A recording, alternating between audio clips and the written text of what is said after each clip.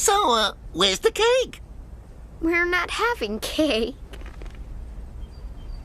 Uh-oh. Wow, how does nobody talk about this movie? Hi, I'm Kitty Monk, and I'm here to talk to you about Elf on the Shelf.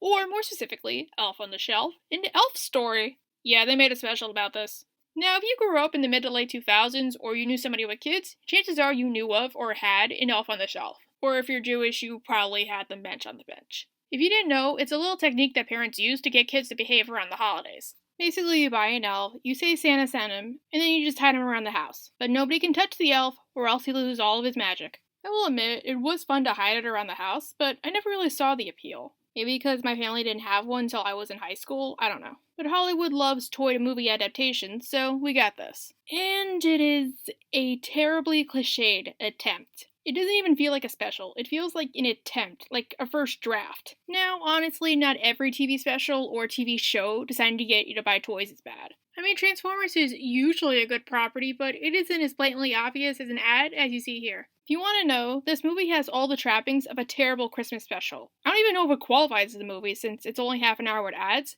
but it has all the markings. Forced in preachy messages, terrible songs, leads with no personality, pandering to kids, terrible animation, and a chicken bones first draft story. I'm surprised more people don't talk about this since it should be up there, with all of the bad Christmas specials like Grandma Got Run Over by a Reindeer, Miser Brothers Christmas, and The Island of Misfit Toys.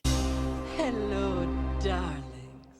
But anyway, let's discuss. Like all Christmas specials, it begins in the North Pole. Our protagonist in question is a nameless elf, who for the time being, I'm just gonna call him Elf. But there's a problem for Elf, and it's not the conflict. It's that Elf sounds like a grown man. He sounds more like a college kid than an elf.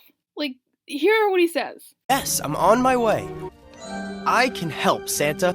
Well, we'll see.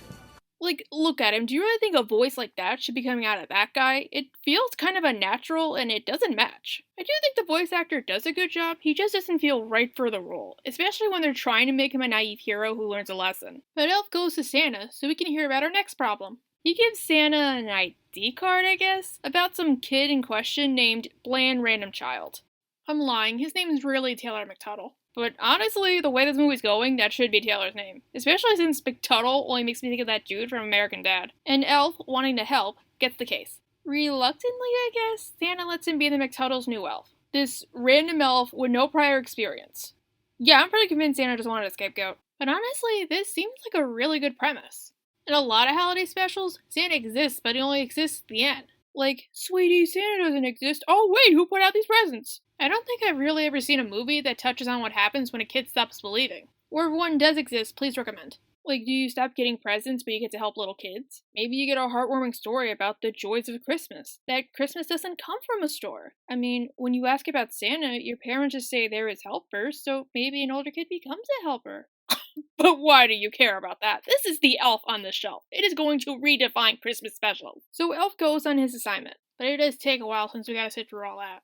But eventually, he ends up in the McTuttle house, in Somerville, some county. While it's kind of mediocre at the beginning, from this point on, the special really tanks. Like, up to this point, it's okay, even if the animation is really bad, especially with the mouse in the eyes, but from now on, even the story tanks. I might be spoiling things for later, but nothing but the bare minimum happens. It honestly feels like an ad. Like a super long ad you can't skip through. Here, I'll play a few seconds to show you what I'm talking about. Hey girls, what have we got here? Look, it's our very own elf.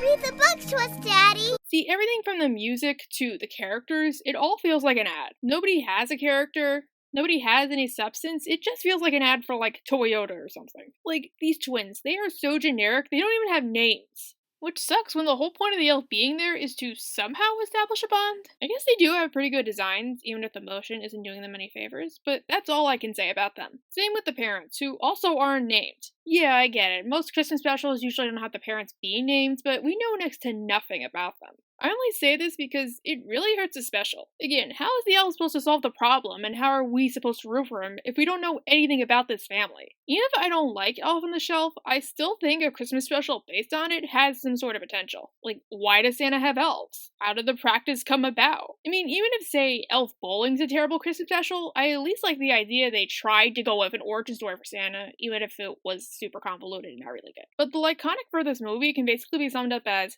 kid helps elf. That's it.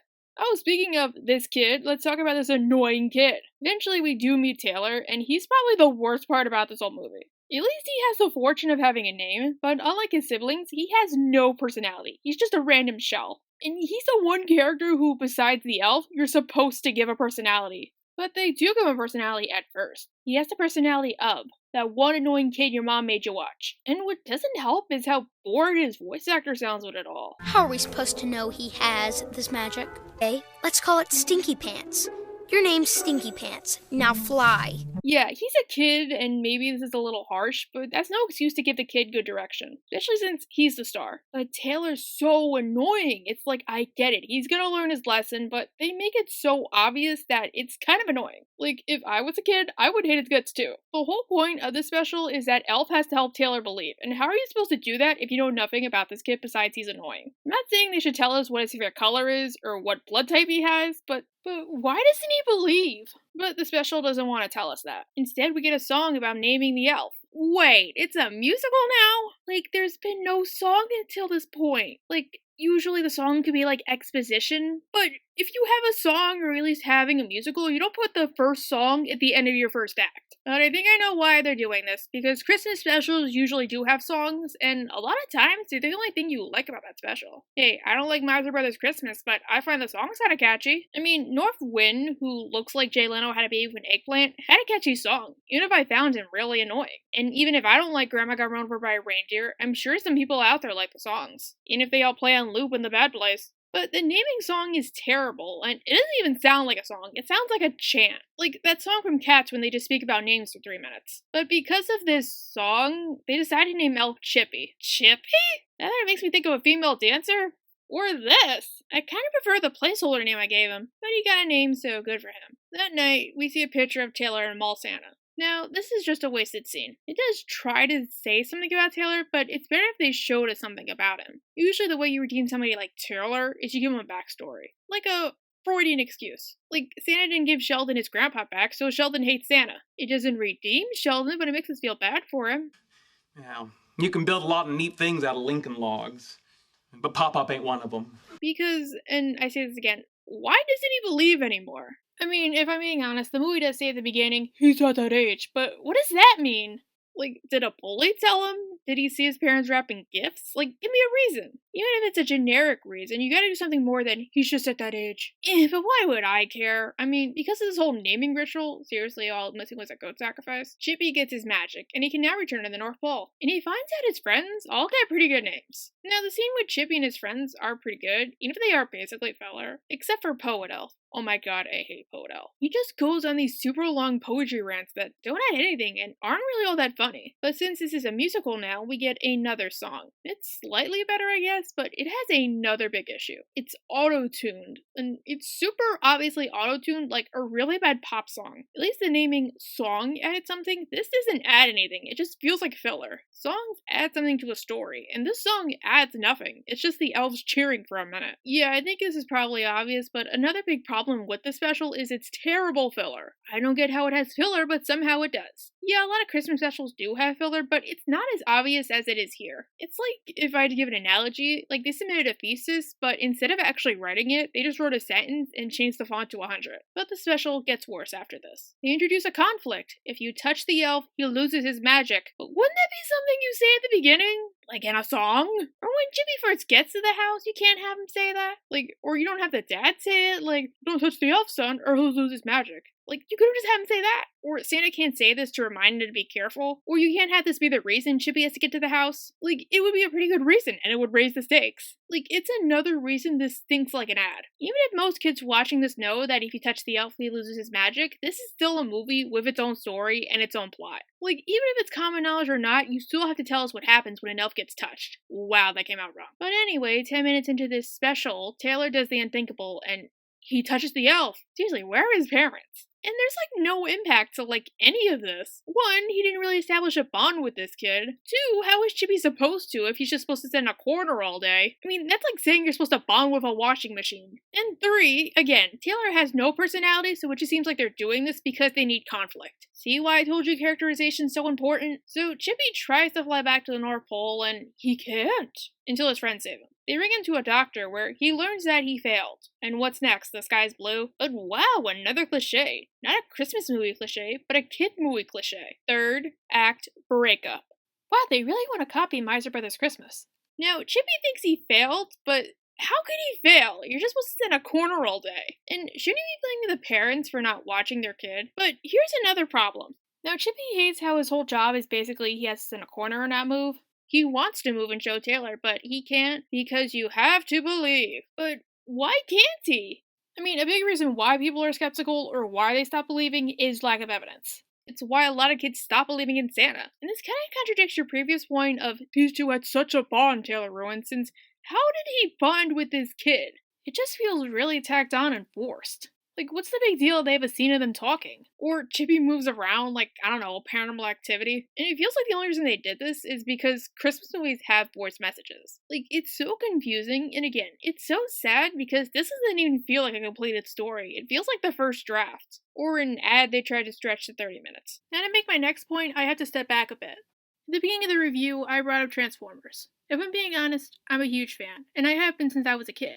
Yeah, not every spin-off or movie sticks the landing, but I do still enjoy it, especially Transformers Prime. If you're somebody who likes Star Kid shows, I totally recommend. But while yes, Transformers Prime does exist to get you to buy merch, I still think it's a really good show, on its own. But a reason why I like it so much, and why I think it's the best Transformers show, is because even if it does exist to sell toys, they do give the characters personalities and arcs that go beyond stereotypes or one-note jokes. Maybe because the whole point of the show is to deconstruct Transformers, but even then, the characters are still great on their own. For example, let's take Knockout. The creators could have just gone the easy route and made him like Taylor, made him a one-note bad guy, but they didn't. What can I tell you about Knockout? He's prideful and a little narcissistic, but he does still care about others. What can I tell you about Taylor? He's annoying, that's it. Yeah, for most of the show, Knockout's not good, but they still gave him a fun personality, a cool design, and a great bond with Breakdown and Starscream. And even if Knockout's not my favorite character, that's Shockwave, it still makes me want to watch the show more and buy more merchandise, because I love Knockout as a character. This doesn't make me want to buy an elf, and I'm sure it's not going to make a kid want to get an elf either. It doesn't try, and it feels like a really bad ad disguised as a Christmas special. Like, it's so forgettable, and maybe that's why nobody talks about this special, because the biggest thing you would say about it is, it's forgettable. I mean, the songs are bland, nobody's named, the jokes are all stale, we know nothing about nobody, and there's no substance. And it's so sad, because there's so much they could have done with this idea. Maybe it wouldn't have redefined Christmas, but it would have been nice to see. Or is Taylor just making all this up, hence all the flaws? Hey, it's the only way I can justify it. I mean, forced in morals, terrible dialogue, a Mary Sue. But wait, everybody! Somehow, in another forced way, Chippy changed Taylor's mind. Santa arrives and he shows Chippy a letter he got from Taylor. Somehow, because Chippy wasn't there for a whole day, and made him want to believe. Honestly, I'm pretty sure Taylor's parents just forced him to write that letter. But this magically restores his powers. And Chippy decides to go back to the family he knew for about a week, if even that. Wow, Chippy has mega family issues. I mean, at least it's better than El Diablo. And when he's returned, he's greeted by another auto-tuned cliched spoken song. Taylor's glad he's back though, because in the whole day he was gone, it didn't feel like Christmas. Christmas finally arrives, and the family made a stocking for Chippy.